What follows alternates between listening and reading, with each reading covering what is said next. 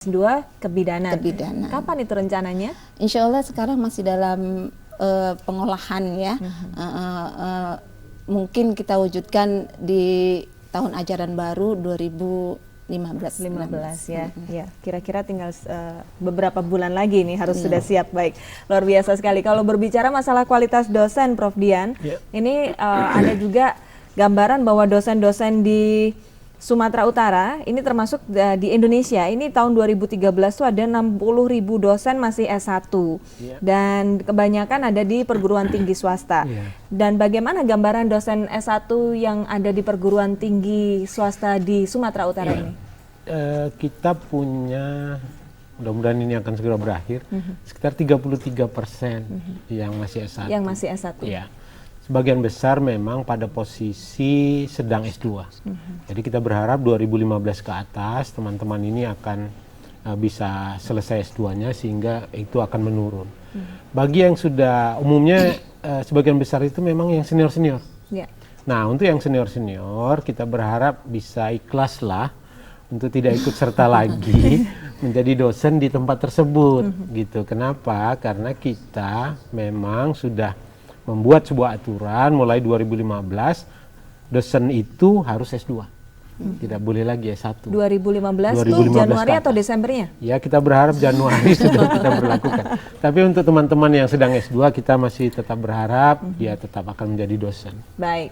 Kita mengundang pemirsa dulu. Silakan pemirsa 0614522589, Anda bisa langsung menghubungi kami. Mungkin Anda punya pertanyaan seputar perguruan tinggi swasta. Mungkin Anda ingin memasukkan putra-putri Anda untuk kuliah di salah satu PTS. Anda bisa tanyakan langsung kepada para narasumber kami. Dan bagaimana cara Anda untuk mendapatkan PTS yang sehat dan berkualitas, Anda juga bisa tanyakan kepada Prof. Dian ini mumpung ada di sini. Tentu saja mungkin Anda bisa, ini langsung ada telepon, kita angkat dulu. Halo, selamat sore. Pak Faisal. Ya, benar. Ya, saya silakan. kebetulan ada keluarga saya mahasiswa di rumah sakit haji. Saya tidak sebut apalah, pokoknya mahasiswa lah ya. Ya. Mahasiswi ya. Baik. Saya kalau boleh dimasukkan buat ibu tadi nih, yang dari rumah sakit haji. Ya, apa Pak? Sebenarnya tuh kalau sudah tingkat mahasiswa, ini saran saya, lebih bagus dilakukan kajian-kajian keislaman. Kajian-kajian Islaman diuji dengan Al-Quran. Jangan terlena mahasiswa itu dengan wirid yasin. Itu sudah kerja orang kampung itu. Iya. Itu sudah enggak zamannya lagi. Itu bukan mendidik intelektual itu, Bunda. Saya jujur aja menyatakan, apabila kita tanam kepada mahasiswa dengan tradisi membenarkan tradisi itu, maka dia pemikirannya tidak akan kreatif ke depan. Ya, saran Bapak kajian keislaman. Itu yang penting, bukan wirid yasin. Wirid yasin itu kan sudah kelas-kelas tri itu yang tidak mampu lagi melakukan kajian-kajian Islam. Kemudian yang kedua, tolong masalah pelayanan. Ya, kalau boleh rumah sakit haji itu kan bernuansa Islami. Tidak salah siapapun orang yang datang ke situ, apa yang perlu kami bantu ibu, apa yang perlu kami bantu bapak. Ini kadang-kadang enggak, Bu. Menanyakan kamar aja pun tanya sana, Bu. Nah, itu tolong pelayanan ini, mahabbah kasih sayang ini diterapkan di kalangan mahasiswa yang bernuansa Islami. Jangan kalah kita dengan sekolah-sekolah tinggi yang non muslim itu ya itu pelayanannya bagus sekali, semangat kasihnya tinggi itu. Kita masih kalah.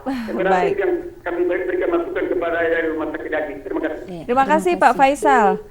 Jadi mungkin karena Ibu bergerak di bidang pendidikan, tentu supaya nanti lulusannya bisa lebih ramah dan sopan begitu dalam memberikan pelayanan. Silakan menjawab Pak Faisal. Ya, terima kasih Mbak. Pak Faisal, terima kasih masukannya. Ya, itu tadi Yasin itu kami anggap masih perlu. Kajian-kajian Islami juga sudah kita laksanakan di sana. Salah satunya itu kita membuat setiap 1 bulan sekali ada pertemuan ilmiah. Pertemuan ilmiah itu mengkaji segala jenis ilmu yang keterkaitan dengan Islami dan kesehatan. Dan ini juga soft skill tadi yang dari awal sudah saya sampaikan bahwa soft skill itu penting sekali. Di dalam soft skill itu ada pendidikan kajian Islami, penatanan perilaku, pendidikan-pendidikan yang keterkaitannya dengan perilaku mahasiswa. Baik, untuk jadi menjadi berbuat bekal itu. ya. Iya, Dan itu. bagaimana agar mahasiswa melayani dengan lebih baik ini, tentu harus ditanamkan juga ya Bu. Dan Ibu Siti juga sebagai seorang yang bergerak di bidang pelayanan kesehatan ini Bu, bidan ini juga garda terdepan agar bisa melayani dengan hati yang tulus, ikhlas, dan selain itu juga menyenangkan, karena kadang mungkin kalau orang lagi hamil apalagi nggak ramah gitu, bidannya bisa langsung mules itu Bu, tambah mules. Gimana Bu tanggapan Ibu? Kalau di Akademi Kebidanan Mitra Husada dan termasuk Akademi Kebidanan Palapa, karena kita juga mengelola, yang pertama kita selalu wajibkan mahasiswa masalah komunikasi. Jadi komunikasi seperti kemarin Bu, kita juga mengundang membuat satu seminar nasional, sampai mengundang Coki Sihotang, Irwan Brutu, Sitohang, Irwan Brutu, Profesor Albiner Siagian di Selekta. Jadi ini salah satu motivasi buat mahasiswa, sehingga para mahasiswa itu kelihatan lebih cerdas untuk ke depan bagaimana memberikan pelayanan yang baik bagi masyarakat dan tidak membeda-bedakan siapa dia, tapi dia melihat bagaimana dia datang, sehingga mereka dapat memberikan pelayanan kebidanan yang lebih bagus. Yang kedua, kalau masalah soft skill, saya pikir kita juga selalu sangat kedepankan juga. Kenapa? Dalam setiap kegiatan, baik ulang tahun provinsi, baik Pemko Medan ataupun dari Kopertis, itu semua kita sangat mendukung untuk kegiatan tersebut. Maka seperti tahun ini untuk juara 1 gerak jalan di Provinsi Sumatera Utara, hari ulang tahunnya kita juga juara 1. Kemarin juga Kopertis atau apa namanya Pekan Olahraga Mahasiswa Kesehatan juga juara 1 kita untuk gerak jalan di Akademi Kebidanan Mitra Husada Medan. Dan juga hal-hal yang lain, masalah MTQ, walaupun kita tidak bergerak di bidang agama, tapi saya pikir salah satu sekarang membuat manusia ini menjadi manusiawi adalah dari segi agama. Itu yang paling utama. Baik, betul. Dan pemirsa, untuk Anda, Kontak Publik akan segera kembali selepas jeda berikut ini. Tetaplah bersama kami.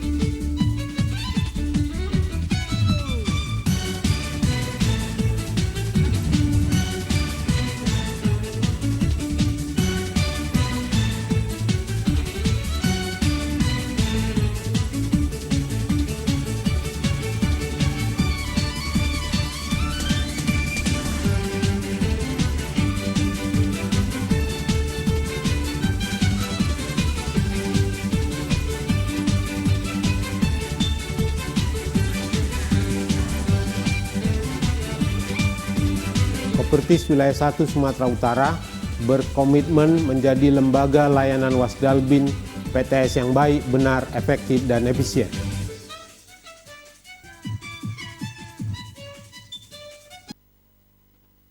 Mengupas persoalan Sumatera Utara, penuhi hasrat publik akan informasi. Membuka cakrawala pandang, menyambung lidah rakyat. Berdasar fakta dan aktual, berimbang dan terpercaya. Saksikan Sumut 45.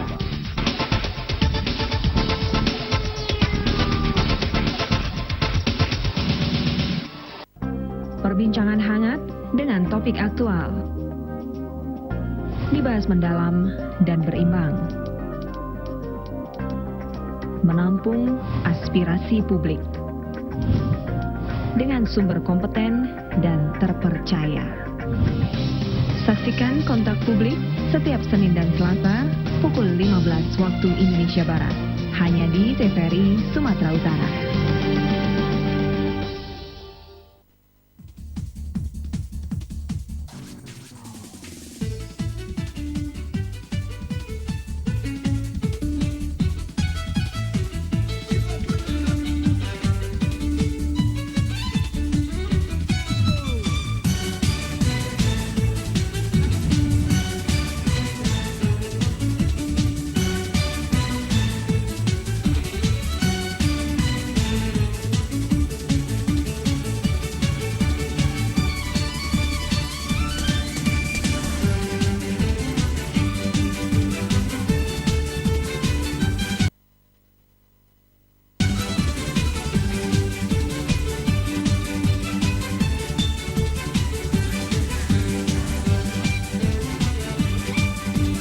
Kopertis Wilayah 1 Sumatera Utara berkomitmen menjadi lembaga layanan Wasdalbin PTS yang baik, benar, efektif, dan efisien.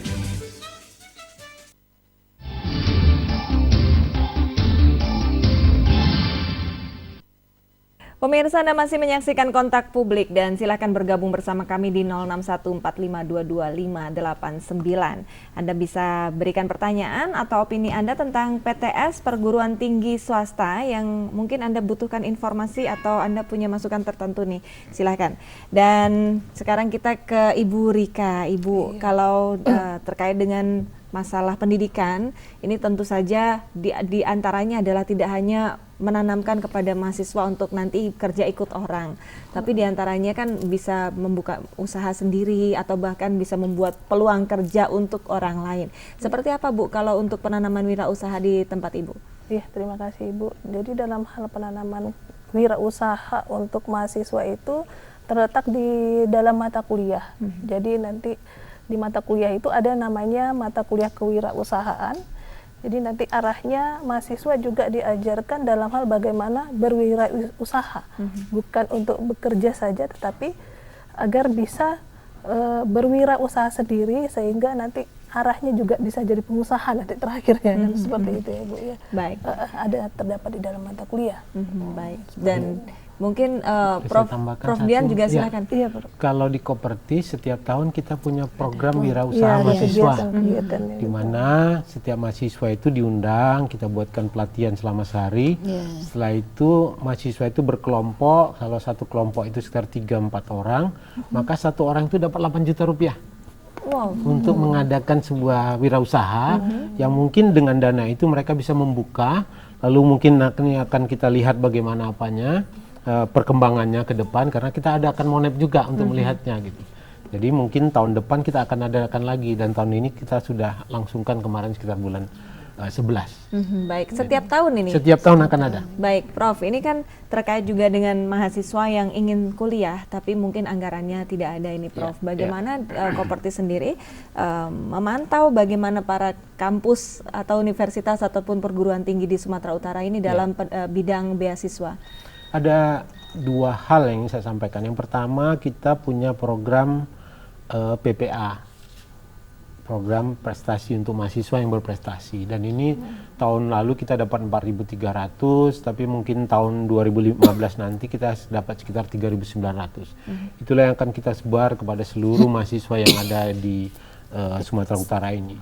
Kemudian Dikti juga punya program bidik misi, tapi memang tidak banyak, hanya sekitar 325 mahasiswa, di mana mahasiswa itu akan mendapat dari mulai mau masuk sampai tamat dapat beasiswanya. Saya tidak tahu teman-teman dapat berapa masing-masing, tapi kita prioritaskan pada mahasiswa-mahasiswa yang punya potensi bagus, kemudian tapi tidak punya biaya untuk melakukan itu. Nanti bisa ditanya teman-teman ini dapatnya berapa orang, tapi memang sedikit karena cuma sekitar 300-an begitu. Jadi 300 itu seluruh Indonesia atau enggak, Sumut hanya saja? di Kopertis Wilayah 1. Oh, baik, Sumut saja ya. Ya, Kopertis Wilayah 1. Jadi cukup lumayan lah program itu, dan kita memang berharap kepada pengelola PTS, para yayasan untuk bisa membantu juga proposisinya. Jadi kemarin UMA juga punya proposil tertentu untuk diberikan kepada mahasiswa, sehingga mahasiswanya dapat beasiswa juga. Saya kira teman-teman juga menyediakan beasiswa itu kepada mahasiswanya. Baik, Ibu mungkin bisa menjelaskan kalau tentang beasiswa di tempat Ibu di Stikes Haji ini seperti apa? Ya, terima kasih Mbak. Di Stikes Haji ada beasiswa, itu prestasi juga ada, tidak mampu juga ada. Jadi bagi yang berprestasi, itu insya Allah diberikannya setiap semester ganjil memang, setiap semester ganjil yang berprestasi, itu setiap program studi. Jadi itu ada ranking 1, dia mendapat beasiswa bebas uang kuliah. Terus yang ranking 2-nya uang perpustakaan 1 semester, dan selanjutnya yang ranking 3 kalau nggak salah saya ini laboratorium, biaya laboratorium 1 semester. Sementara yang tadi itu yang tidak mampu, yang kurang mampu ataupun bidik misi, bidik misi ada kita dapat 2 itu. Sementara yang tidak mampu itu setiap tahun benar-benar diprioritaskan untuk prodi ya, itu ada 2 setiap tahun yang tidak mampu dibiayai dari masuk sampai dengan tamat. Baik, ada Ibu Hana di ujung telepon kita. Selamat sore Ibu Hana. Selamat sore Ibu. Iya, silakan Ibu. Di Padang Sidempuan ini ya Bu? Iya, saya ingin mengajukan pertanyaan untuk Ibu yang kepala bagian Mitra Husada, Bu. Mitra Husada. Baik, silakan. Ya Ibu, saya dengar tadi program kita itu kayaknya sangat berkualitas gitu. Dan akreditasnya tadi saya dengar akreditasnya B. Ya. Yang ingin saya tanyakan Ibu, kira-kira program apa yang Ibu lakukan untuk mempertahankan kualitas kampus Ibu dengan akreditas B itu? Baik. Kemudian apakah hanya sampai akreditas B aja atau ada program rencana lagi untuk mencapai akreditas A begitu Ibu? Baik. Itu saja Ibu Hana? Iya sudah Ibu, terima kasih. Terima kasih, selamat sore. Biar bisa jadi A. Ini seperti apa ini? Silakan Ibu. Terima kasih sama Ibu Hana. Saat ini kita tetap berkomitmen bahwa B itu sebenarnya masih artinya sudah boleh dikatakan baik, tapi ke depan juga kita sedang mempersiapkan segala sesuatunya untuk meningkatkan